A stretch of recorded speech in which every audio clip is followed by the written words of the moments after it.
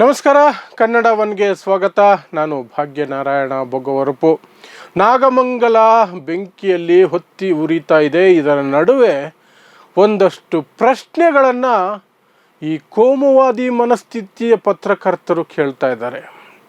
ಯಾವ ಮಾಧ್ಯಮ ಕಳೆದ 10-11 ವರ್ಷಗಳಿಂದ ಪ್ರತಿ ಕ್ಷಣ, ಪ್ರತಿ ದಿನ, ಪ್ರತಿ ನಿಮಿಷ ಸಮಾಜದಲ್ಲಿ ದ್ವೇಷ ಬಿತ್ತೋದಕ್ಕಾಗಿಯೇ ಉಸಿರಾಡ್ತಾ ಇದೆಯೋ, ಯಾವ ಮಾಧ್ಯಮ ಆಡಳಿತ ಪಕ್ಷದ ಬೂಟು ನೆಕ್ಕೊಂಡು ಬದುಕು ಸಾಗಿಸ್ತಾ ಇದೆಯೋ ಆ ಮಾಧ್ಯಮಗಳು ಮುಸ್ಲಿಂ ದ್ವೇಷದಲ್ಲಿ ಇವತ್ತು ಒಂದು ಪ್ರಶ್ನೆಯನ್ನು ಪದೇ ಪದೇ ಕೇಳ್ತಾ ಇದೆ.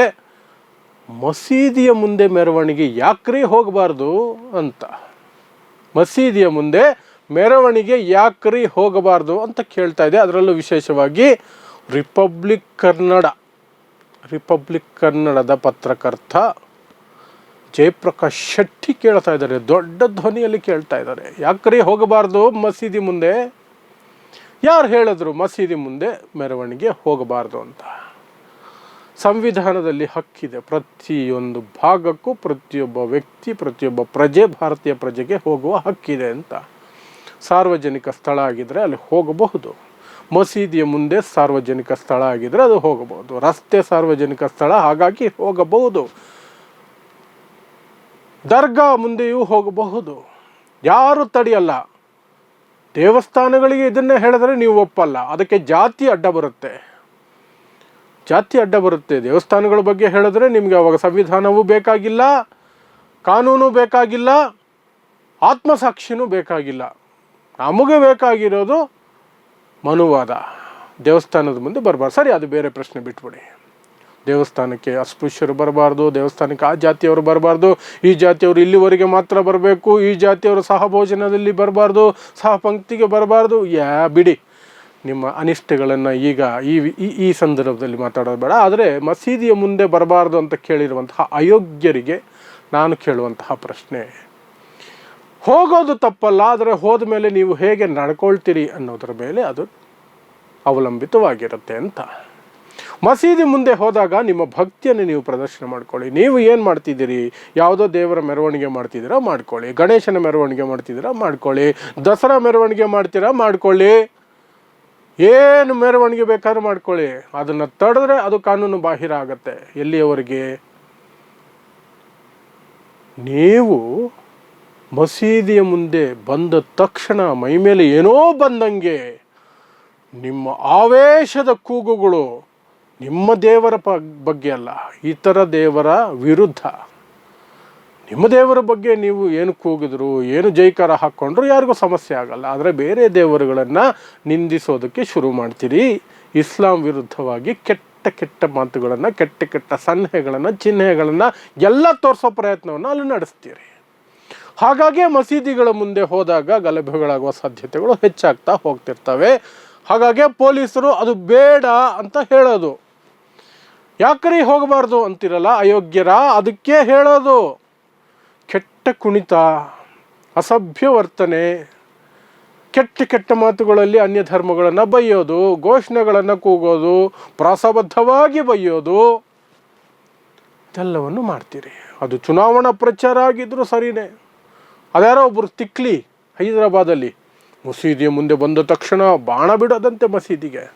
ಜನ ಬಾಣವನ್ನು ಎಲ್ಲಿಗೆ ಬಿಡಬೇಕು ಆಕೆಗೆ ಅಲ್ಲಿಗೆ ಬಿಟ್ಟಿದ್ದಾರೆ, ಮುಚ್ಚಿಕೊಂಡು ಸೈಡಲ್ಲಿ ಬಿದ್ದಿರಬೇಕಾದಂತಹ ಪರಿಸ್ಥಿತಿ ಬಂದಿದೆ. ಈಗ ಭಜನೆ ಮಾಡಿಕೊಂಡು ಓಡಾಡ್ಕೊಂಡಿದ್ದಾರೆ ಅಮ್ಮ. ಪ್ರತಿಯೊಂದಕ್ಕೂ ಸಹ ಒಂದು ಮಿತಿ ಇರುತ್ತೆ. ಆ ಮಿತಿಯನ್ನು ದಾಟದಾಗ ಏನಾಗುತ್ತೆ ಅಂದರೆ ಸಮಸ್ಯೆಗಳು ನಮಗೆ ನಾವೇ ಅವಮಾನಿಸ್ಕೊಂಡಂಗೆ ಆಗತ್ತೆ. ಅದು ವೈಯಕ್ತಿಕವಾದರೂ ಸರಿ, ಸಾಮಾಜಿಕವಾದರೂ ಸರಿ, ಧಾರ್ಮಿಕವಾದರೂ ಸರಿನೇ. ಮಸೀದಿಗಳ ಮುಂದೆ ಮೆರವಣಿಗೆ ಹೋದರೆ ಯಾವ ಸಮಸ್ಯೆಯೂ ಇಲ್ಲ. ಮತ್ತೆ ಹೇಳ್ತಾ ಇದ್ದೀನಿ ನಿಮ್ಮ ಪ್ರಶ್ನೆಗೆ ಉತ್ತರ. ಏನ್ರಿ ತಪ್ಪು ಅನ್ನುವವರಿಗೆ. ಆದರೆ ಅಯೋಗ್ಯರ ಅಲ್ಲಿ ಕೆಟ್ಟ ವರ್ತನೆ ಯಾಕೆ, ಅದರ ಬಗ್ಗೆ ನೀವು ಯಾಕೆ ಪ್ರಶ್ನೆ ಮಾಡಲ್ಲ? ಯಾವ ಮಾಧ್ಯಮದವರು ಅದರ ಬಗ್ಗೆ ಮಾತಾಡೋದೇ ಇಲ್ವಲ್ಲ? ಇವರು ಹೋಗಿ ಏನು ಘೋಷಣೆ ಕೂಗಿದ್ರು, ಏನು ಸನ್ನೆಗಳನ್ನು ಮಾಡಿದ್ರು, ಯಾವ ಕುಣಿತವನ್ನು ಹಾಕಿದ್ರು, ಯಾವ ಹಾಡನ್ನು ಹಾಕಿದ್ರು, ಯಾವ ರೀತಿ ವರ್ತಿಸಿದ್ರು. ಸುಮ್ಮನೆ ಹೋದರೆ ಯಾರು ಗಲಾಟೆ ಮಾಡ್ತಾರೆ, ಯಾಕೆ ಗಲಾಟೆ ಮಾಡ್ತಾರೆ? ಅಥವಾ ನಿಮ್ಮ ಭಕ್ತಿಯನ್ನು ಮಾತ್ರ ಪ್ರದರ್ಶನ ಮಾಡ್ಕೊಂಡೋದ್ರೆ ಯಾರು ಸುಮ್ಮನೆ ಅದಕ್ಕೆ ನಿಮಗೆ ಕಲ್ಲೊಡಿಯೋಕ್ಕೆ ಬರ್ತಾರೆ? ಹಾಗೆ ಬಂದರೆ ಎಡೆಮುರಿ ಕಟ್ಟೋಣ. ನೋ, ಮಸೀದಿಯ ಮುಂದೆ ಹೋದ ತಕ್ಷಣ ದೆವ್ವ ಮೈ ಮೇಲೆ ಬಂದಂಗೆ ಆಡೋದು. ಅದಕ್ಕಾಗಿಯೇ ಮಸೀದಿ ಹತ್ರ ಹೋಗೋದು, ಮಸೀದಿಯ ಮುಂದೆ ನಿಂತ್ಕೊಂಡ್ಬಿಡೋದು ಪೂರ್ತಿಯಾಗಿ. ಮೆರವಣಿಗೆ ಅಲ್ಲಿಂದ ಎಲ್ಲೂ ನಿಲ್ಲದೆ ಬರ್ತಾನೆ ಇರುತ್ತೆ. ಮಸೀದಿನೋ ದರ್ಗಾನೋ ಕಂಡ್ರೆ ಅಲ್ಲಿ ನಿಂತ್ಕೊಂಡ್ಬಿಡೋದು, ಮಸೀದಿ ಕಡೆ ಮುಖ ಮಾಡ್ಕೊಂಬಿಡೋದು. ಆ ಕಾರಣಕ್ಕಾಗಿ ಪಾಪ ಪೊಲೀಸರು ಬಾಯಿ ಬಡ್ಕೊಳ್ತಿರ್ತಾರೆ, ಆ ಮಾರ್ಗ ಬೇಡಪ್ಪ, ನಾವು ಹೋಗಬೇಕು. ಯಾಕೆ ನಮಗೆ ಹಕ್ಕಿಲ್ವಾ? ಯಾಕರಿ ಹೋಗಬಾರ್ದು? ಹೋದವರು ಸುಮ್ಮನೆ ಇರ್ರಪ್ಪ, ಅದು ತಾನೇ ಸಮಸ್ಯೆ ಅಂತ ಹೇಳುವಂತಹ ದಮ್ಮು ತಾಕತ್ತು ಕಾಂಗ್ರೆಸ್ ಸರ್ಕಾರಕ್ಕೂ ಇಲ್ಲ, ಇವ್ರಿಗೆ ಬೇಕಾಗಿಲ್ಲ. BJP JDSಗೆ ಬೇಕಾಗಿಲ್ಲ. BJP JDSಗೆ ಇನ್ನೂ ಕೀ ಕೊಟ್ಟು ಏನರೋ ಇಷ್ಟು ಕಡಿಮೆ ಕೂಗ್ತಾ ಇದ್ದೀರಾ ಅನ್ನುವಂತಹ ಮನಸ್ಥಿತಿ ಕಾಂಗ್ರೆಸ್ಗೆ ತಾಕತ್ತಿಲ್ಲ.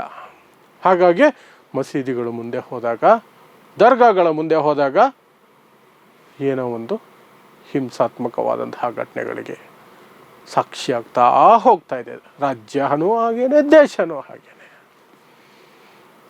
ಸೊ ಜಯಪ್ರಕಾಶ್ ಶೆಟ್ರೆ, ಶೆಡ್ಡಲ್ಲಿ ಕುಂಟೆ ಬಿಲ್ಲೆ ಆಡೋದಲ್ಲ, ಯಾವುದೋ ಒಬ್ಬನ ಹೆಸರು ಹೇಳ್ಕೊಂಡು ತಿಂಗಳುಗಟ್ಟಲೆ ಅನ್ನ ತಿನ್ನೋದಲ್ಲ. ಅವನ ಜೈಲು ಪಕ್ಕದಲ್ಲೇ 10 ಜನ ರಿಪೋರ್ಟರ್ಗಳನ್ನು ಹಾಕಿ ಕ್ಷಣ ಕ್ಷಣಕ್ಕೂ ಅವನು ಅದು ಮಾಡ್ದ, ಇದು ಮಾಡ್ದ, ಹೀಗೋದ, ಅದು ಬಂದರು, ಇವ್ರು ಹೋದ್ರು, ಅದು ಮಾತಾಡಿದ್ರು, ಇದು ತಿಂದರು, ಹೀಗೆ ಅನ್ನ ದುಡಿಯೋದಲ್ಲ. ಸಮಾಜಕ್ಕೆ ಒಳ್ಳೆಯದನ್ನು ಹೇಳಿ, ನಿಜ ಹೇಳಿ. ಮಸೀದಿಯ ಮುಂದೆ ಹೋಗಿದ್ದಕ್ಕೆ ಗಲಾಟೆ ಆಯಿತು ಅಂತ ಸುಳ್ಳು ಹೇಳಬೇಡಿ. ಮಸೀದಿಯ ಮುಂದೆ ಹೋದಾಗ ಏನು ಆಯಿತು ಅನ್ನೋದ್ರ ಬಗ್ಗೆ ಕೂಡ ಹೇಳಿ. ಅದು ಮಾಡಬೇಡಿ ಅಂತ ಸಹ ಮನವಿ ಮಾಡ್ಕೊಳ್ಳಿ, ಎಚ್ಚರಿಕೆ ಹೇಳಿ.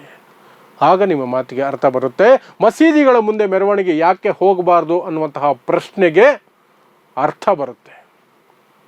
ಆಗ ಖಂಡಿತ ಅರ್ಥ ಬರುತ್ತೆ. ನೋಡ್ತಾ ಇರಿ ಸಮಾಜಕ್ಕಾಗಿ ಕನ್ನಡ 1 ನ್ಯೂಸ್. ನಮಸ್ಕಾರ.